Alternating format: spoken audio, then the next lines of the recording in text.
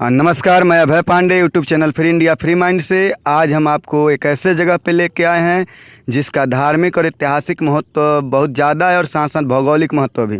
यानी ये जो एरिया है, एक जो भौगोलिक क्षेत्र है, यहाँ पे 3 नदियों का संगम है। और ये जो जगह है जिला पटना के मनेर ब्लॉक के अंतर्गत हल्दी छपरा गांव है, वहाँ पे संगम घाट है, वहीं पे हम हैं। यहाँ पे 3 नदियों का संगम है। वो नदियाँ हैं गंगा, सरयू, सोन। यानी कि माँ गंगा में आकर 2 नदियाँ और मिल जाती है, सरयू नदी और वह सरयू नदी जो कि अयोध्या से होकर जाती है, और वह सोन नदी जो सोनभद्र के द्वारा आकर इसी हल्दी छपरा गाँव के संगम घाट में मिल जाती है, यानी पटना ज़िले के मनेर प्रखंड में आके मिलती है। तो अब हम इसके महत्व को, यानी ऐतिहासिक धार्मिक महत्व को जानेंगे एवं इसके भौगोलिक क्षेत्रफल के बारे में भी मुआयना करेंगे। हमारे साथ हैं इस बात की जानकारी देने के लिए अमित यादव, जो कि हल्दी छपरा ग्राम के निवासी हैं और ये यहाँ के स्थानीय निवासी हैं। यही बताएंगे यहाँ की विशेषता के बारे में। अमित जी, आप एक बात बताइए, यहाँ पे कितने नदियों का संगम है? 3 नदियों का संगम है। कौन कौन सी नदियाँ हैं? गंगा, सरयू और सोन।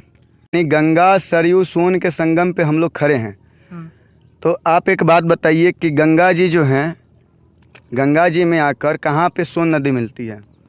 गंगा जी में आकर वहाँ पे सोन मिलती है और सरयू भी वहीं पे। दिखाइए, जूम करके दिखाइए उसको। यानी हम लोग ऐसे जगह पे खड़े हैं जहाँ पे गंगा, सरयू, सोन मिलती है और इस तरफ पटना है, यानी कि जिधर हम लोग हैं वो पटना है और गंगा जी के सीधे पार छपरा जिला पड़ता है। यानी यहाँ से नाव से जा सकते हैं छपरा।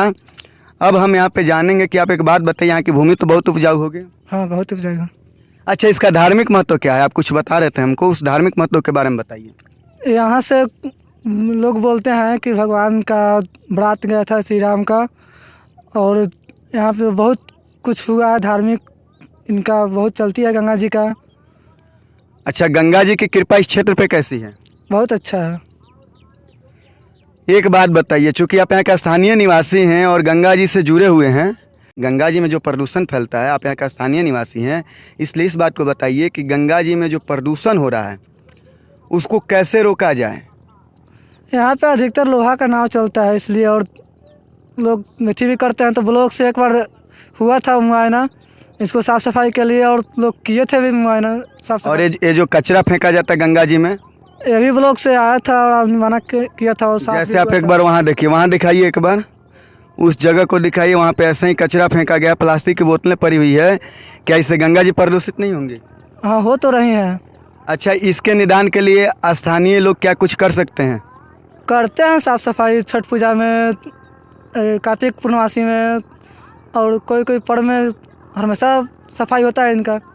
देखिए, गंगा जी को ऐसे ही कानपुर वालों ने प्रदूषित कर रखा है, क्योंकि कानपुर चमड़ा उद्योग के लिए मशहूर है। तो वहाँ पे जो गंदगी होती है वो सीधे गंगा जी में आती है, और ये गंगा जी कानपुर, इलाहाबाद, वाराणसी होते हुए इस जगह पे आती है। यानी कि एक तरफ छपरा है, एक तरफ पटना है, तो छपरा पटना के बीच में आती हैं और यहाँ पे भी ये प्रदूषण से नहीं बच पाती हैं, क्योंकि हमने देखे हैं घाटों पे बहुत सारा कचरा फैला रहता है और लोग इसमें जो भी अवशिष्ट पदार्थ हैं उसको डालते हैं, जिससे गंगा जी प्रदूषित होती है। अब हमको समझ में नहीं आ रहा है कि प्रधानमंत्री जी का नमामि गंगे प्रोजेक्ट आखिर कहाँ है कि बनारस के बंद सीढ़ियों से भी नाला गिरती है गंगा जी में। अच्छा, आपको मालूम है बड़े बड़े शहरों की कचरा जो है उन गंगा जी में गिराया जाता है नालों के द्वारा? हाँ, गिराया जाता है। तो पटना फैक्ट्री का भी गिराया जाता है गंगा जी में। अच्छा, ये पटना फैक्ट्री का जो कचरा है, जो अवशिष्ट पदार्थ है, या पटना का जो नाला है वो भी गिरता है गंगा जी में। इससे गंगा जी प्रदूषित होती है और इस पे कोई सरकार कोई भी कार्रवाई नहीं करती है। तो आप बताइए कि इस बात को कैसे लिया जाए और इसका क्या उपाय है जिससे गंगा जी प्रदूषित नहीं हो? और सरकार न करेगी, सरकार नमामि गंगा चला रही है तो कभी सफाई के लिए नहीं भेज रही है कर्मचारी को। अच्छा, इधर कभी टीम आया है मुआयना करने के लिए? आया था 2017 में। उसके बाद कभी ना बताइए? 2017 में एक बार चिट्ठी भेज दिए और उसके बाद पोस्ट ऑफिस बंद कर दिए, यहाँ का कि चिट्ठी नहीं आएगा। यानी ऐसे है नमामि गंगे प्रोजेक्ट में काम करने वाले, कहा नहीं जा सकता है।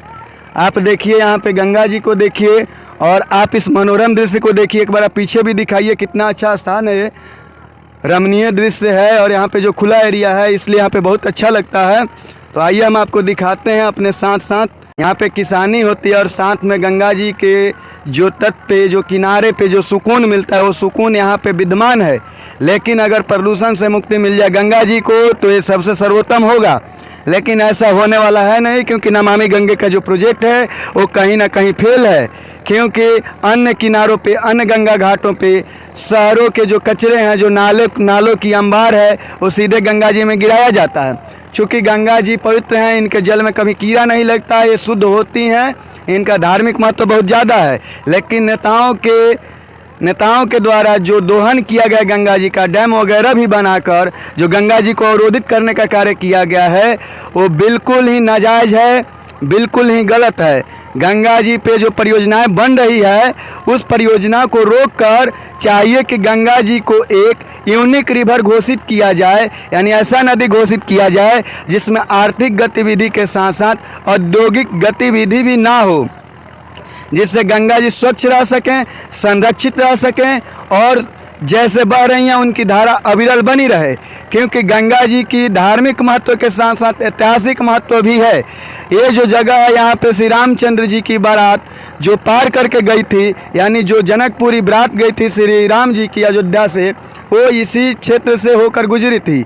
इसलिए इसका धार्मिक महत्व भी बहुत ज़्यादा है। अब देखना यह है कि सरकार इस पर क्या कदम उठा रही है। धन्यवाद।